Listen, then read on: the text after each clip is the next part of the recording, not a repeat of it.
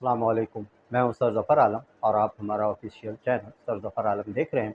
इस चैनल में मैं अभी आप लोगों को एमडी कैट और ई कैट इस हवाले से फ़िज़िक्स की तैयारी करवा रहा हूं। ठीक है, जैसे कि आप लोगों को मालूम है कि एमडी कैट के जो टेस्ट होने वाले हैं 27 अगस्त को होने वाला है और इसी तरीके से एनयूडी कॉलेज के हवाले से सेकंड टेस्ट जो होने वाला है वो उससे आई थिंक 1 वीक पहले होने वाला है। तो फिज़िक्स में हम लोग चैप्टर नंबर 7 की थ्योरी समझ रहे थे, वर्क, पावर एंड एनर्जी।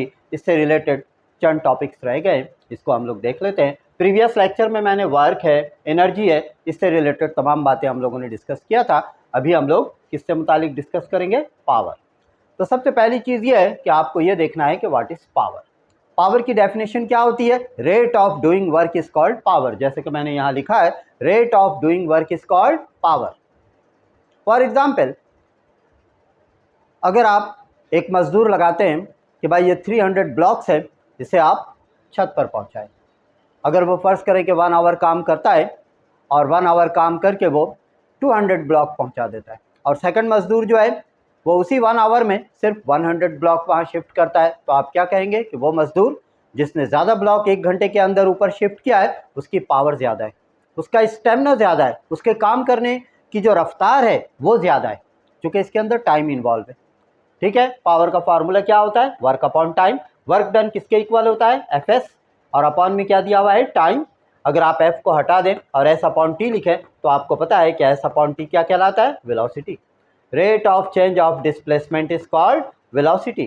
तो इस तरह आप ये देखें कि पावर का एक और फार्मूला बन गया, एफ डॉट वी। यहाँ डॉट हम लोग क्यों इस्तेमाल कर रहे हैं? Because force is a vector quantity, velocity is also a vector quantity, but power is a scalar quantity. Power एक स्केलर क्वांटिटी है। ठीक है, तो आप इसके तहत एक और फार्मूला लिख सकते हैं कि power is equal to F dot V. F dot V. तो आप ये भी कह सकते हैं कि the dot product of force and velocity is called power. The dot product of force and velocity is called power. और अगर फर्ज करें कि किसी जिस्म पर वर्क डन किया जा रहा है और वो जिस्म हाइट पे शिफ्ट होता है, फॉर एग्जाम्पल ग्राउंड फ्लोर से फर्स्ट फ्लोर, सेकंड फ्लोर या थर्ड फ्लोर के ऊपर शिफ्ट होता है, तो इसका मतलब है कि जो भी वर्क डन हो रहा है वो एक्चुअल में पोटेंशियल एनर्जी में कन्वर्ट हो रहा है। तो इस सूरत में आपने क्या करना है कि इस वर्क डन की जगह आपने क्या लिख देना है? mgh।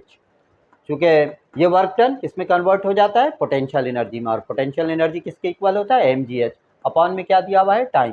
तो इस तरह आप देखें कि पावर के आपके पास कितने फार्मूले बन जाते हैं? 3-4 फार्मूले बन जाते हैं। पहला फार्मूला है power is equal to work upon time, दूसरा फार्मूला है power is equal to F S upon T, तीसरा फार्मूला है power is equal to F dot V, और चौथा फार्मूला है हाइट की शक्ल में कि power is equal to mgh upon T. What is the unit of power? The unit of power is watt, और इसकी जो बड़ी यूनिट है वो क्या होता है? Megawatt, kilowatt, gigawatt. जैसे कि यहाँ पे लिखा हुआ है कि 1 मेगावाट इज इक्वल टू 10 की power 6 watt, 1 gigawatt is equal to 10 की पावर 9 वाट, और इसी तरीके से 1 हॉर्स पावर ये किसके इक्वल होता है? 746 वाट। ये आपने याद रखना है कि 1 हॉर्स पावर किसके इक्वल होता है? 746 वाट। अगला एक टॉपिक है जो कि यहाँ पर मैंने हेडिंग दिया है, absolute potential energy. Absolute potential energy क्या होता है? किसी भी जिस्म को अगर आप सरफेस ऑफ अर्थ से हाइट पर ले जाएं तो इसका मतलब है कि आपको उसके ऊपर क्या करना होगा? Work done.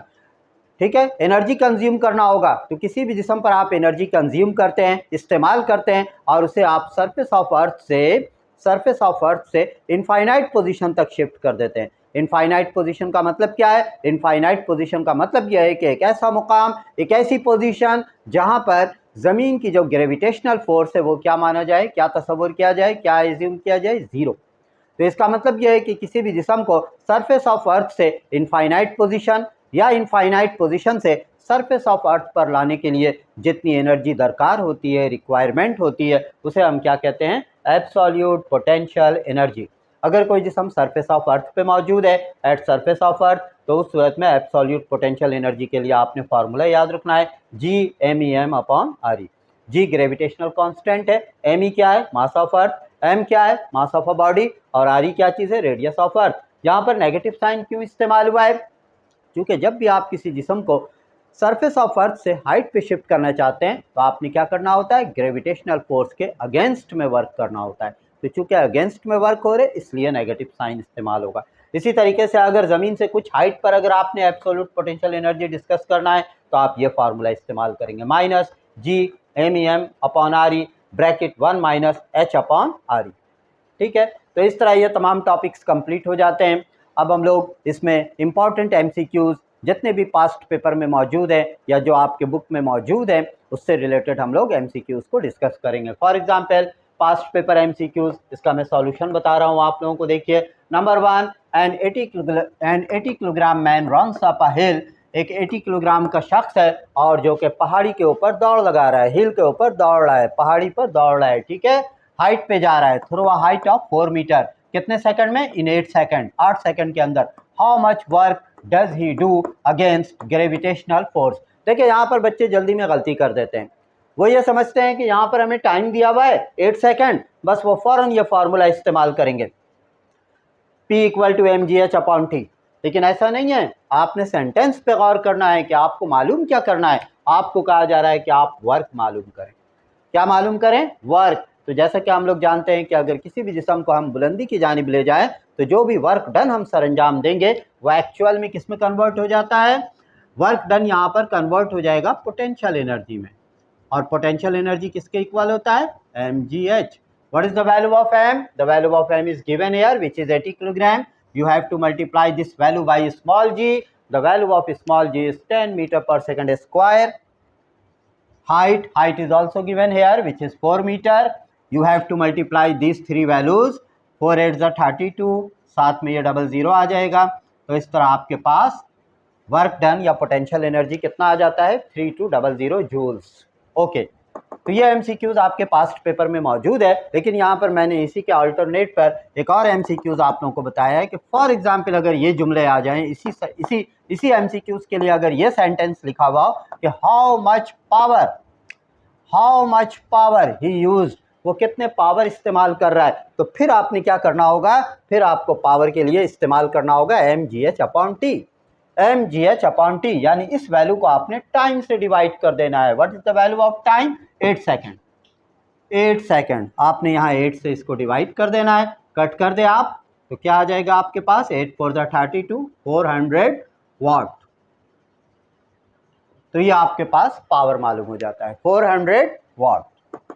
ओके, नेक्स्ट देखें, when a body moves vertically upward work done by gravitational field will be negative. या आपने याद रखना है कि किसी भी जिस्म को अगर हम सरफेस ऑफ अर्थ से ऊपर ले जाएं तो जो भी वर्क डन होगा वो नेगेटिव में होगा, क्योंकि हमें ग्रेविटेशनल फोर्स के अगेंस्ट में वो काम करना होता है। नेक्स्ट देखिए, when direction of force is opposite to the direction of displacement. इसमें क्या बताया गया है? फॉर एग्जाम्पल ये एक बॉडी है, फोर्स इस डायरेक्शन में अप्लाई हो रहा है लेकिन डिस्प्लेसमेंट इस डायरेक्शन में हो रहा है, अपोजिट डायरेक्शन में। तो आप ये देखें कि यहाँ पर एंगल कितना बन रहा है? यहाँ पर एंगल बन रहे हैं 180 डिग्री। यहाँ से यहाँ अपोजिट डायरेक्शन के लिए एंगल आप क्या लेंगे? 180। और कॉस 180 डिग्री किसके इक्वल होता है? -1।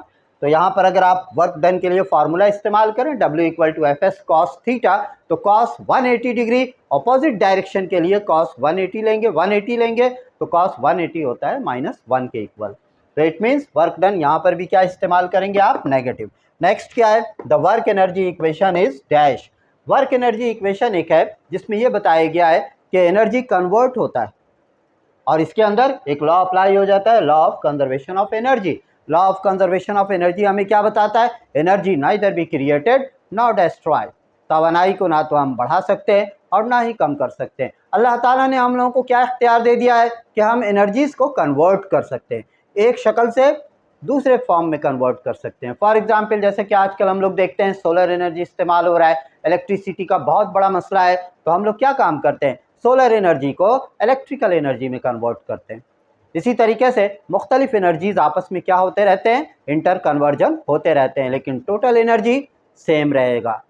इसमें हम ना तो इजाफा कर सकते हैं और ना ही हम कमी कर सकते हैं। इंशाल्लाह नेक्स्ट लेक्चर में मैं आप लोगों को इसी chapter number 7 work power and energy, इससे रिलेटेड मज़ीद पास्ट पेपर के तमाम MCQs उसके सॉल्यूशन में आप लोगों को समझाऊंगा, बताऊंगा।